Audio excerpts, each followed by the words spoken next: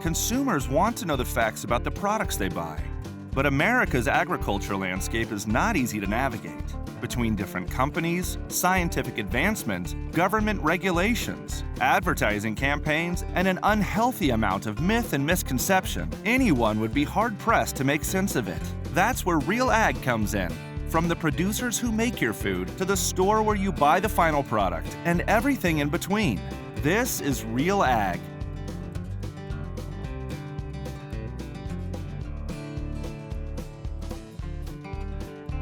Farmers and ranchers often maintain large areas of land, and getting a good overall view of the land can be difficult.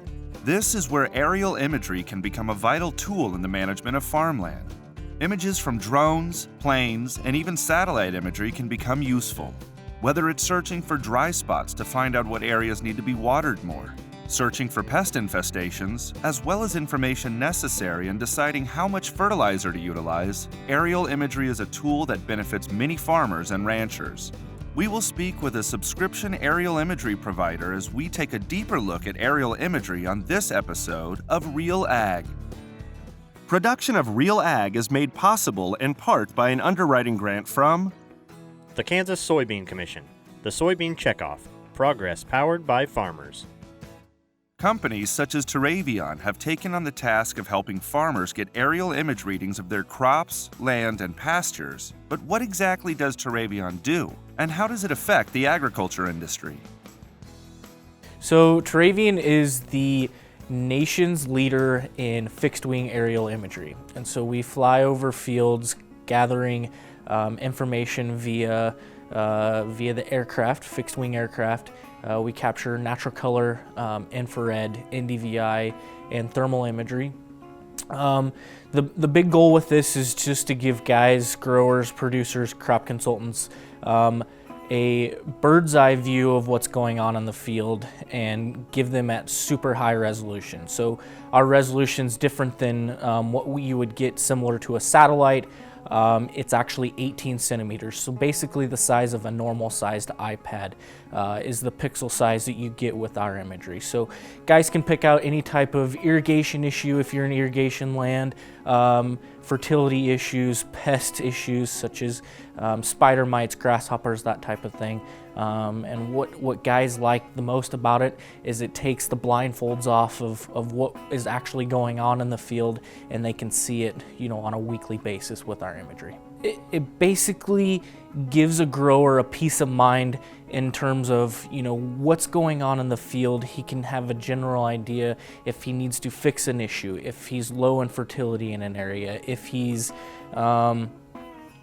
if he's trying to test out a different hybrid or a variety, and he can basically go through, make those management decisions, decide whether that was a good decision for him based on the crop year, based on weather factors, and make that decision for the next year, and being able to maybe add more fertility in areas that were less producing, or push the envelope on areas that were super high yielding. He can push more and get more out of them.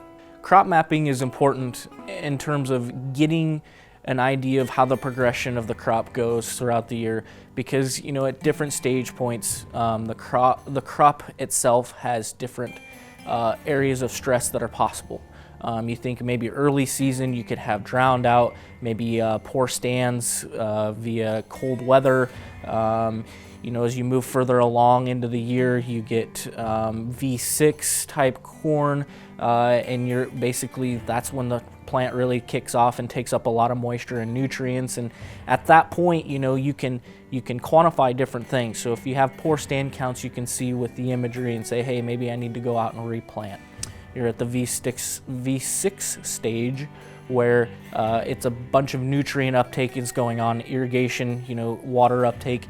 You can go at that point and decide, hey man, maybe I need to apply a fertigation or apply a little more fertilizer via broadcast. Later on in the year is really when the disease pressure comes in, the soil-borne diseases come in, and they start affecting the plant leaf area.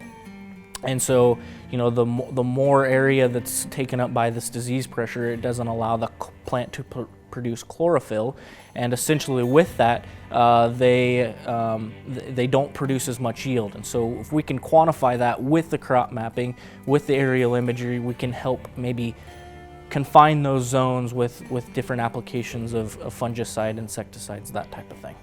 The applications of what aerial imagery can do are endless. To be able to get a bird's eye view or higher of your crop, field, or pasture could point out large problems. Natural color imagery, or RGB, which shows natural red, green, and blue band colors, can be useful for identifying chlorophyll and plant pigment colors, as well as decipher what you are looking at in other imagery types. But sometimes there might be issues not visible to the naked eye. Different types of imaging, such as light detection and ranging, or LiDAR for short, creates images that can identify variations in plant height. Thermal imagery, which shows you relative ground temperature and any variation in temperature throughout your field, can be used to look at differences in plant temperature and water transpiration. Thermal imagery is strongly correlated with moisture conditions across a field. Accordingly, this image layer can help you detect irrigation, drainage, or water stress issues in your field. Cooler spots indicate areas with higher amounts of water, and vice versa.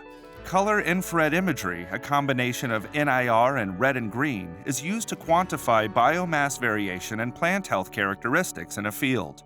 Infrared imagery is a great tool for identifying soil variations in the early season. Also, NDVI, Normalized Difference Vegetation Index image or vegetation image, which shows the density of green on an area of land. This shows whether crops are stressed or thriving. NDVI CAN imagery can detect plant stress weeks before the naked eye. Irregular patterns can be caused by disease or pest stress, fertility issues, water stress, soil fertility issues, equipment failures, weeds, chemical burns, etc. It gives the grower multiple viewpoints of the field. I think of it as a storybook. As you see, when something starts to happen, a stressed plant usually gets hot. So you first see something on the thermal. Then maybe a week later, you start seeing it on the infrared, the NDVI. So that basically calculates biomass out in the field. So the more biomass, the more potential for yield. And then once you can see it on the natural color, that's basically what our eyes can see, from the air. If we were to take a picture with our iPhone, our iPad, that's what we're seeing. So usually by that point, it's something that we can't fix, and it's something that we either make an adjustment for next year, or we decide we kind of count our losses at that point if that's what it is. NDVI is actually the Natural Vegetative Index, and basically what it is the difference between the red band and the infrared being released from the plant once it's producing chlorophyll.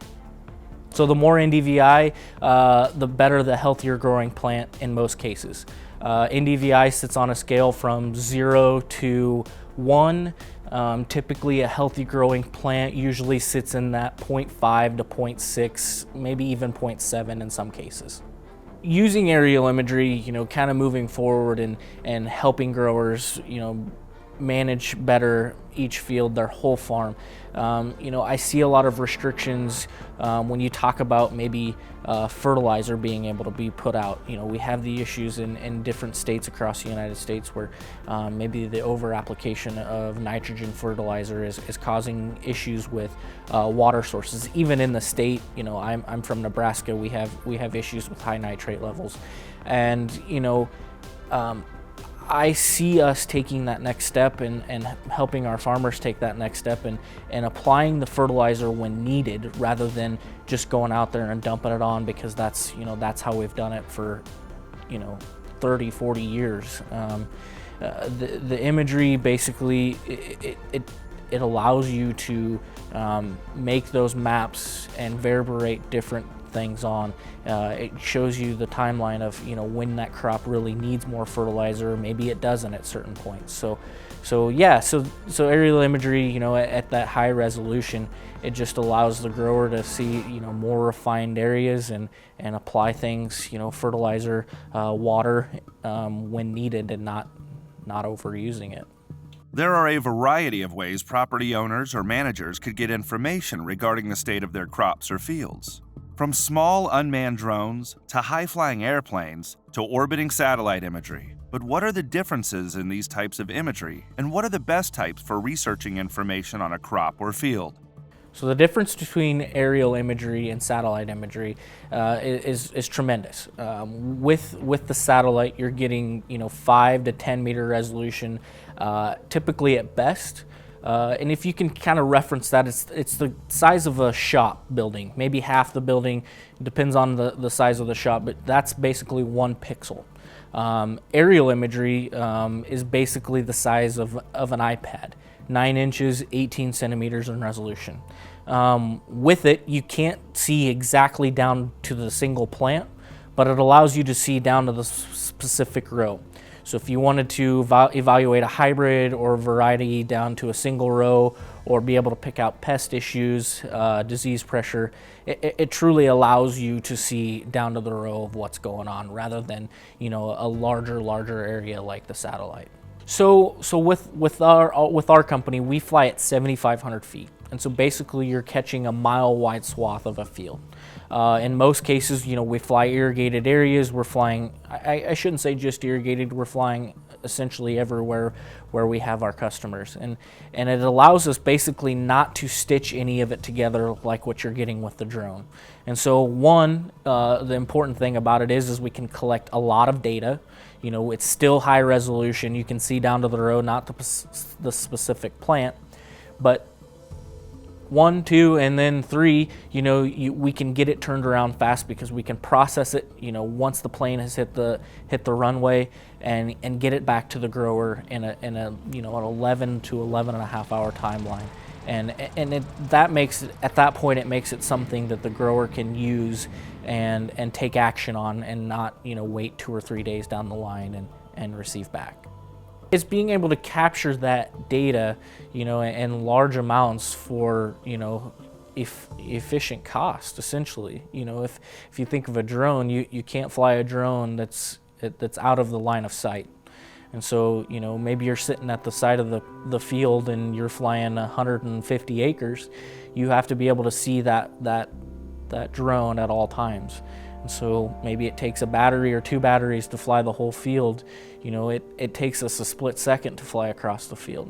So we're capturing that whole field in a split second rather than a half hour or 20 minutes to fly the drone. I shouldn't say that drones are bad, because I would love to own one, honestly. I think they're great for spot checking fields and stuff like that.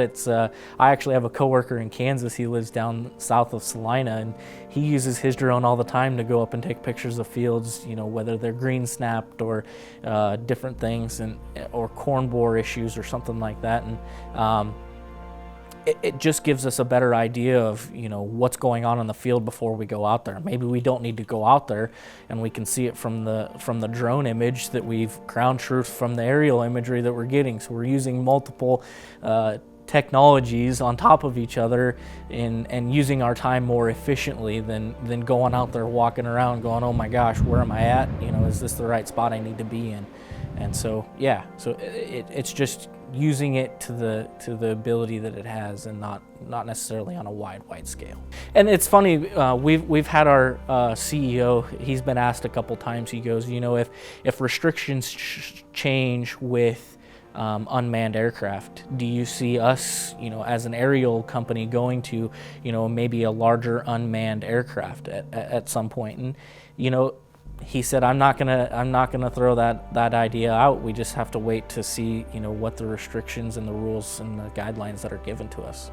I think we're in that future. If you've seen how $7-8 corn, we've had a ton of startup companies kind of come along, whether it's been drones, aerial imagery, satellite providers, kind of providing ag data to the farmer. I think providing solutions is where we're really all trying to get to.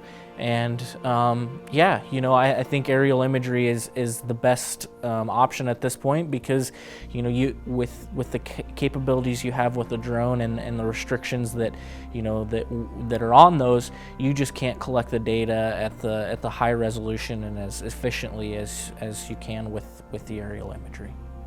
From NDVI to thermal, the varieties of images someone could get seem endless, as well as the applications of actions a producer can take from how they analyze this information could mean the difference between a profitable yield or failure. The way I see aerial imagery helping out the most is via our thermal layer. And so, we can be able to detect wet and dry areas, hot and cold areas.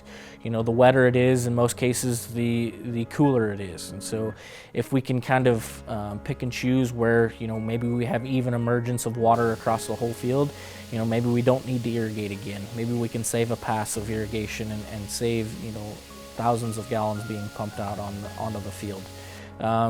Kind of backing up a little ways is that, if we're going to irrigate, we've got under pressured nozzles or plug nozzles on the pivot, and we're going to continue to run that pivot. We can really identify those with the thermal imagery, and the farmer and the irrigation consultant can go out there and fix those nozzles, saving another pass maybe if the whole pivot span is plugged. So. The thermal side of our offering is really great because it really shows the hot and cold areas and it will be able to pick out those sprinkler issues if there are any. In most cases there are. We just don't know that they're there, and not saying anything bad about the farmers, but when the corn gets above their head, it's tough to see those issues. So. We train our agronomists, our partners, whether I shouldn't say just agronomists, our agronomy consultants, whether they're retail guys, whether they're strict consultants, whether they're farmers themselves. Not everybody has an agronomist, and so we give them all the information they need in order to decide what's going on in the field. We may never know. It may be something late in the season and we didn't know grasshoppers were an issue in north central Kansas, but they are an issue. We can't always say exactly what it is without going and ground truthing it in the field, but we definitely give the guys an idea of when they see a red area in the field that it's low vigor, there's something going on out there. We need to go direct your attention, direct your scouting to that part of the field, and kind of stay away from maybe the area that's really healthy growing, really green. Large and small growers benefit from our imagery. Guys that have one field, maybe 80 acres, up to guys that farm 30 or 40 or 50,000 acres. Everybody benefits from it. It goes into multiple platforms in creating prescriptions. It goes into multiple scouting apps, and so really, whichever line of agronomist or agronomy consultant you use can really help a farmer make the decisions on any size of acres, whether it's small or large. Different types of methods and different types of data. Aerial imagery can be a valuable tool in the field of agriculture. But with most everything from ground to air and even from space covered, what does the future hold for aerial imagery? I see aerial imagery changing in the future from the aspect of being able to capture more fields, more data in a given flight and providing higher resolution. So, at 18 centimeter resolution, that doesn't give us, every single square inch of the field down to the grain of soil. But, I see that kind of moving forward for the future is, can we get down to the individual plant and be able to do stand counts, down to a T without going out in the field, and seeing bugs within the plant biomass and deciding whether it's a western bean cutworm or if it's something that's affecting the plant tissue. I see us going to that point, but it's a little ways away at this point, I think. We capture large amounts, so if a fire has spread in lots of different areas, we can visually see that with our natural color image.